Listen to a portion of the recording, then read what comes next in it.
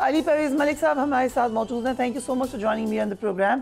جب خبر آئی تو ہر نیوز چینل پہ، آئی ایم شیور ہمارے پہ بھی، اٹ واز گریٹ نیوز. واقعی بہت بڑی خبر ہے. آر یو ریلیوڈ یا ایکچولی ایک افسوسناک بات ہے کہ ہم خوش ہوتے ہیں قرضہ ملنے پر؟ دیکھیں، گزارش اس طرح سے فریہ کہ باعث مسرت تو یہ نہیں ہے، پر باعث اطمینان ضرور ہے.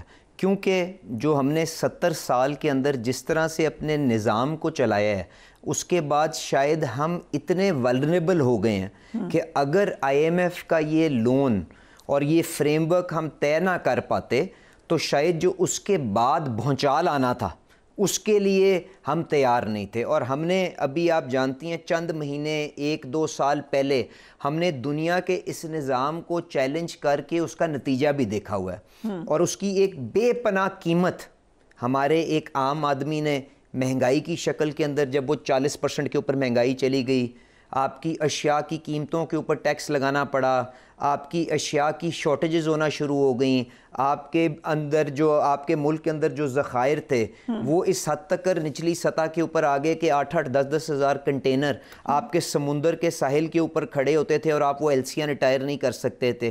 تو یہ ساری تکلیف جو ہے ہماری عوام نے دیکھی ہے نا، اور ہم سب نے دیکھی ہے. تو آج جو ہمیں سب سے بڑا جو اس چیز سے جو سینس آف ریلیف ہے وہ یہ ہے کہ اب آپ دنیا کے اس نظام کے اندر اپنی جو ایکسٹرنل سیکٹر کے اندر آپ کی جو ادائیگی ہیں ان کو آپ کے پاس، ان کو پے کرنے کا آپ کے پاس انتظام ہو گیا ہے اگلے 2-2.5 سال کے لیے، 37 منتھس تک. very temporary relief. And my question کہ پرائم منسٹر تو بار بار کہہ رہے ہیں کہ یہ لاسٹ پروگرام ہے.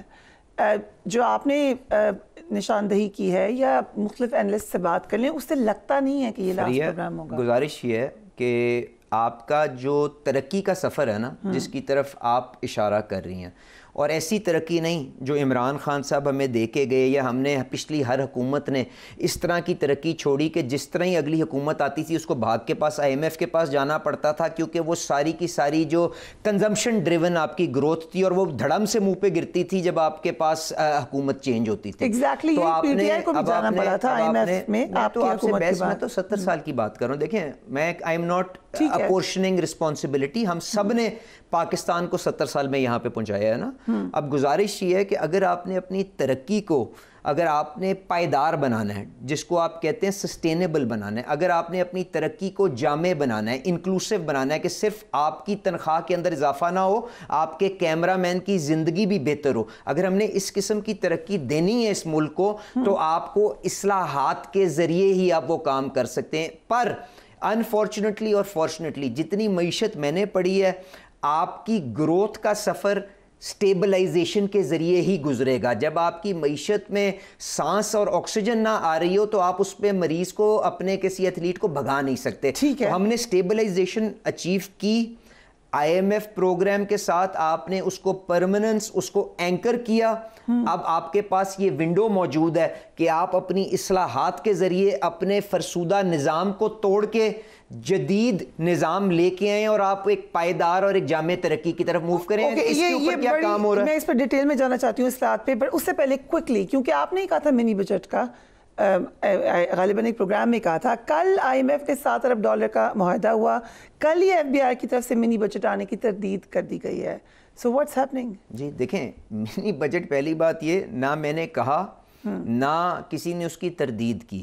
گزارش یہ ہے، جو آج خبر آئی ہے وہ اس کا میں آپ کو پس منظر پورا پیش کر دیتا ہوں. گزارش یہ ہے کہ اس آئی ایم ایف پروگرام کے اندر آپ کے پاس کچھ ٹارگٹس ہیں جو آپ نے مرحلہ وار اچیو کرنے ہیں. ٹھیک.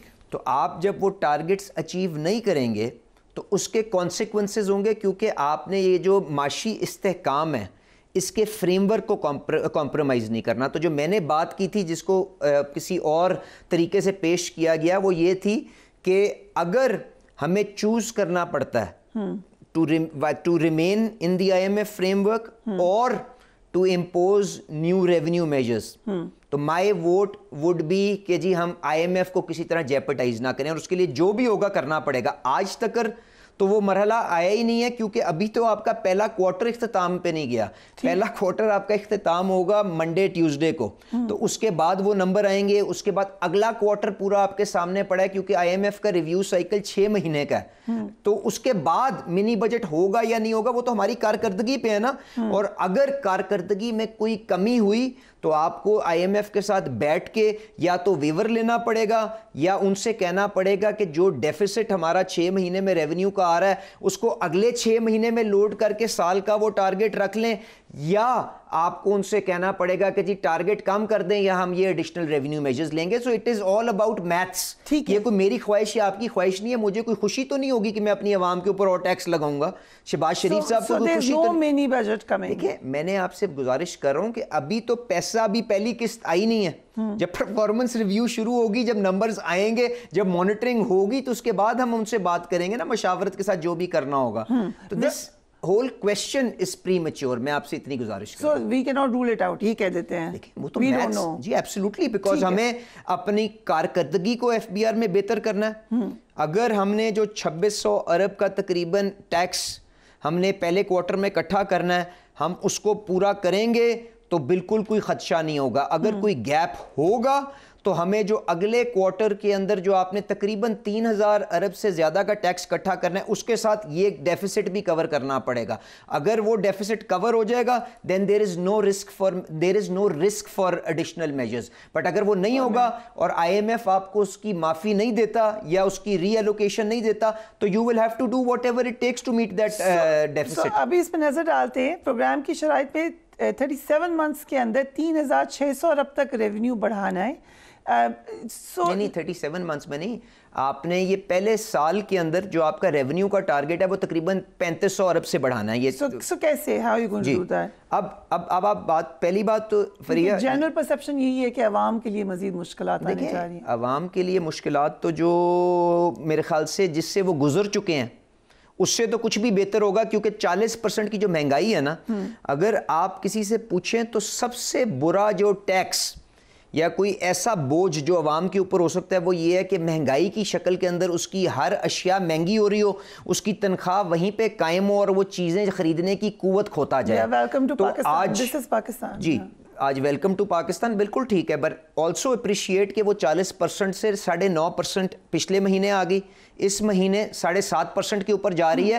تو کوئی حکومت رات دن کوشش کر کے محنت کر کے اس کو قابو پانے کی کوشش کر رہی ہے. اس لیے میں آپ سے جو بات ایک چیز میں آپ سے شیئر کرنا چاہتی ہوں کہ جب میں یہ فگرز بتاتی ہوں لوگوں کو, ایک پرسیپشن کہہ لیں یا لوگوں کی انڈرسٹینڈنگ کہہ لیں, لوگوں کو یہ ریلیف فیل نہیں ہو رہا. مجھ سے ہر کوئی کہتا ہے کدھر کم ہوا ہے, بتائیے گا ہمیں کدھر کم ہوا ہے. دیکھیں میں نے تو آپ کے سامنے حقائق, میں یہ بحث بھی آپ سے کر لوں گا, پر گزارش یہ ہے کہ یہ جس طرح سے 40% کا نمبر تھا انہی نے اب 7.5% کا نمبر نکالا ہے نا. ٹھیک, اور اس کے اوپر ایک سیکنڈ کے لیے تو میں کہہ رہا ہوں سب سے برا جو ٹیکس ہو سکتا ہے نا عوام کے اوپر, وہ یہ ہے کہ ان کو مہنگائی بے قابو اور ان کی تنخواہ وہی رہے 20,000 25,000 30,000 35,000 اور چیزیں آدھی ان کو خرید سکیں, کیونکہ لیٹر کے اندر دودھ مہنگا ہو جائے, کلو کے اندر سبزی مہنگی ہو جائے, پیٹرول مہنگا ہو جائے, ساری چیزیں.